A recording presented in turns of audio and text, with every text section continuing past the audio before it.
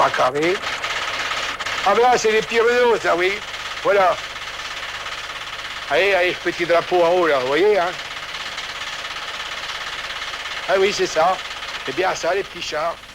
Vous avez regretté un jour de vous être enrôlé dans les chars sur un coup de tête? Ah oui? Vous avez regretté? Ah non, pas du tout, pourquoi?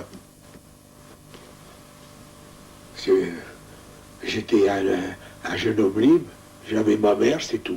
Ça me rappelle surtout que j'étais jeune, oui. Ben, j'avais 19 ans.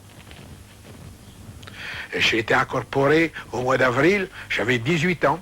Et j'ai eu 19 ans le 22 juillet. Là, je vais avoir 87 ans, là, le 22 de ce mois-ci, dans 20 jours. Oui. C'était hier. Les 2 personnes qui étaient dans les chars Renault étaient enfermées à clé. Ah non, non pas. Dans les Saint-Chamond et les Schneider, on les faisait monter, on fermait la porte. Ils ne pouvaient pas descendre eux-mêmes, il fallait qu'on leur ouvre la porte. Mais dans les petits Renault, on ouvrait le devant, là. Je ne sais pas si vous avez vu, devant, c'est très grand, ça ouvre très grand, toute la largeur du char. Hein? Mais celui qui est dans le mitrailleur, il ne peut pas descendre si vous êtes en place. Et la mitrailleuse? Vous êtes tombé sur un nid de mitrailleur? Ah, ça, c'est un assassinat, ça. C'était la guerre? Ben oui, c'est bien. Il fallait choisir. Enfin, moi, personnellement, je ne l'ai pas vu. Mais après, le temps, il m'a emmené voir. Bon, ils étaient enchaînés avec une mitrailleuse. On les a écrasés.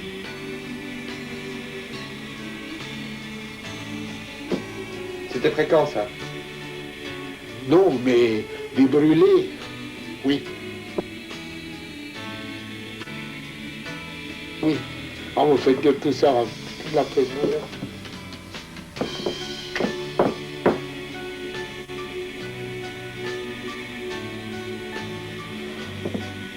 On voyait plus que des squelettes à la porte.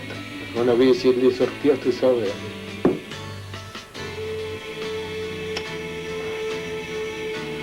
Ah, comme je le vois jamais ça, mon Dieu.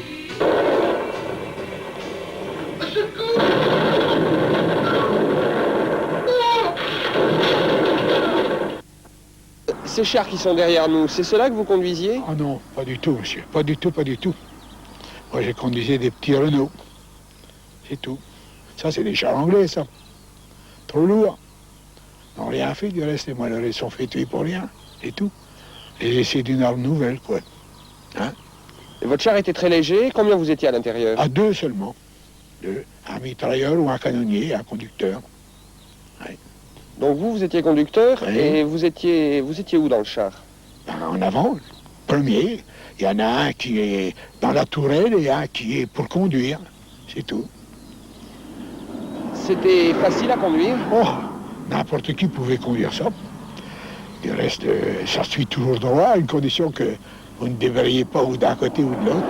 Il y a des 2 manivelles qui sont sur les côtés, à droite et à gauche. Ouais. Et comment vous voyiez par une lucarne? Ah, ça c'est... Oui, quand on était à découvert, qu'on n'était pas en danger, il y avait une toute petite fente, une petite meurtrière. Quand on était au front, enfin sur la ligne même, on l'a baissé parce que ça, s'il venait une balle, c'était fini, vous étiez aveugle. Alors on était conduit à la tête, en avant, en arrière, à droite, à gauche, vite, tout doucement, voilà. Et de temps en temps, on donnait un petit coup d'œil à la petite lorgnette. Et le tireur aussi, regardez par là. Ah, lui, il avait beaucoup de facilité, ben heureusement. C'est ça, comment est-ce qu'il aurait fait, hein. Mais c'était plus dangereux alors? Ah, évidemment, c'était plus dangereux, parce que nous n'avions qu'une seule visée, tandis que lui, il avait plusieurs visées. Venez-vous? Et il risquait éventuellement des balles perdues? Ah, ça vous est arrivé? Les balles, zéro les balles, hein. À la fin, au début, ça allait très bien, mais après, quand ils ont compris les fusils anti-chars, les enterrements des obus en quinconce, tout ça, puis quand on attaquait, c'était sans préparation d'artillerie, comprenez-vous, c'était par surprise.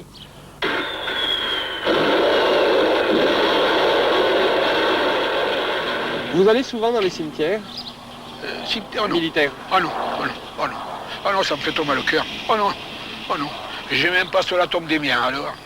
Ah non, j'aime pas ça. C'est pas ça, ça m'impressionne, j'aime mieux pas y aller. Donc quand on y est allé ensemble l'autre jour, c'était un peu spécial. Ah oui, mais oui, évidemment, ça doit être des Sud-Africains. J'ai des soldats qui se sont battus avec nous et pour nous, hein, ça y est. Puis comme je vous avais dit, en rentrant, c'est pas sûr que ça soit leur corps. S'il y avait un nom, mais non, il n'y avait pas de nom, alors, sauf qu'il y avait Dieu qui avait la connaissance, alors, du type. C'était indescriptible, monsieur. Hein. Il y a des malheureux qui étaient tués au moins 10 fois. Hein. Ah, oui. Oui. Ben, quand on était là-bas sur la ligne une digue, ben, ces cochons-là, c'était un chemin qui était une espèce de... comme ça, dans un caniveau. Ils avaient mis une mitrailleuse, alors quand ils entendaient du bruit, ils tiraient comme ça. Alors il y a eu des fantassins de tuer. Ben, quand on est allé, on voulait les soulever. Ils venaient en 2, en 3, en 1000 morceaux, tellement ils étaient hachés par les balles. Hein. Ah, c'était pas rien, ça y est. Hein? Vous avez eu de la chance? Oui, moi j'étais blindé, si vous voulez. Pas la même chose. Faut pas comparer les chars avec un fantassin. Hein. Mais les artilleurs, quand ils étaient repérés, ils n'étaient pas beaux non plus, ça y est. Personne n'avait une bonne place pour la guerre. Personne. Non.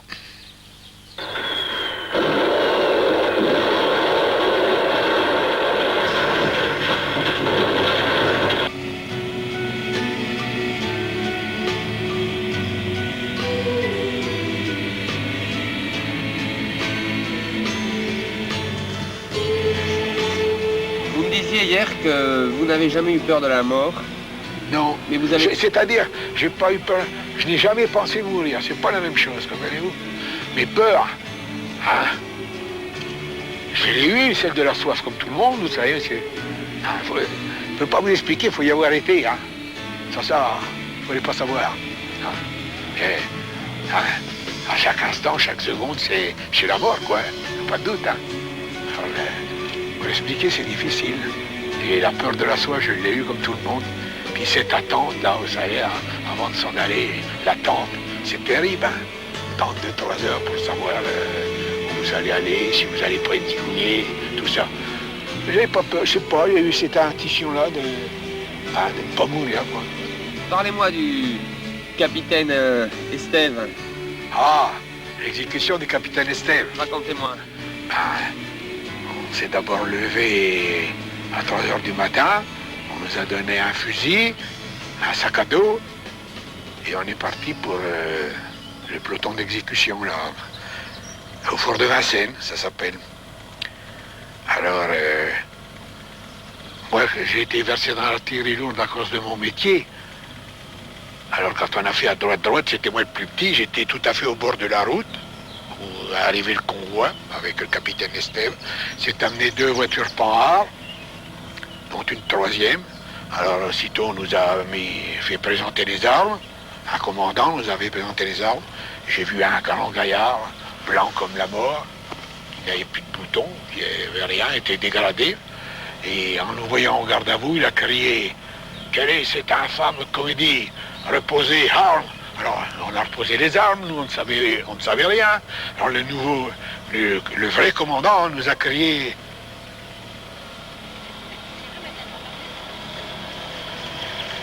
Le vrai commandant nous a crié de représenter les armes. Et pendant ce temps-là, il s'amène 2 messieurs, 2 soldats, quoi, qui lit la sentence. Alors il s'est amené un prêtre avec sa croix. Alors, il a pris la croix, il l'a jetée en l'air en criant « Je ne crois pas en Dieu, je suis une victime du parti traître, M. Poincaré est un imbécile. » Mais pendant ce temps-là, il avance toujours vers le peloton d'exécution. Puis ce qui est plus macabre, c'est ce dragon qui tourne toujours autour de la butte, là, et qui joue toujours le même air. Sans arrêt, sans arrêt, sans arrêt, sans arrêt. Et lui, il s'amène évidemment au poteau. Il a refusé qu'on lui bande les yeux. Et au moment de l'exécution même, il a crié « Les enfants, réservez-moi la figure ». On ne savait pas de quoi il s'agissait, s'il avait trahi ou... Ça, on ne savait rien du tout. Hein. Ça, on ne savait pas. Et Matahari? Ben, Matahari, vous savez... C'était un genre tout à fait différent. C'est à peine... Elle, on l'a conduit, hein. 2 messieurs l'ont conduit, hein. Et alors c'est à peine s'il faisait jour. Alors, on n'a pas vu grand-chose. Sauf toujours ce clairon qui... Ça, c'était pas la vue, c'était Louis. Ce clairon qui sonne là. Et je n'ai pas vu si on lui avait tiré un coup derrière la tête. Rien du tout. Je l'ai vu emmener dans le fourgon funéraire aussi. Et au capitaine Estève, j'ai vu des gens dans le fossé, quoi, qui ont assisté à l'exécution du capitaine Estève. Qui, j'en sais rien. Quel est votre meilleur souvenir de la guerre? C'est d'être en être revenu qu'un.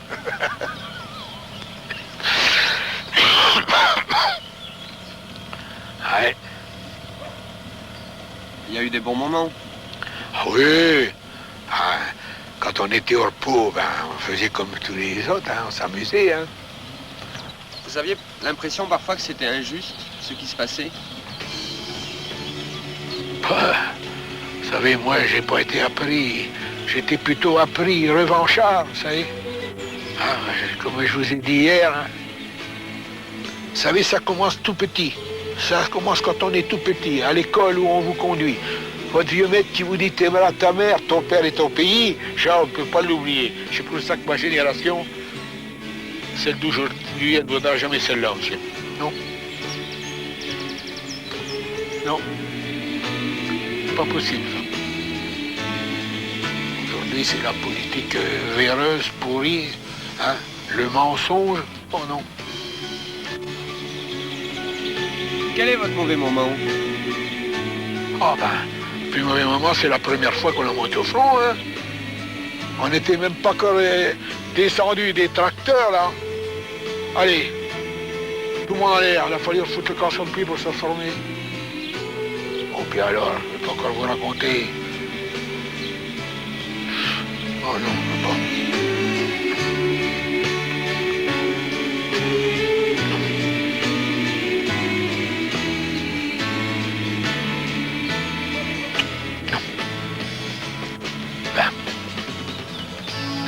Voir disparaître tous mes camarades, quoi.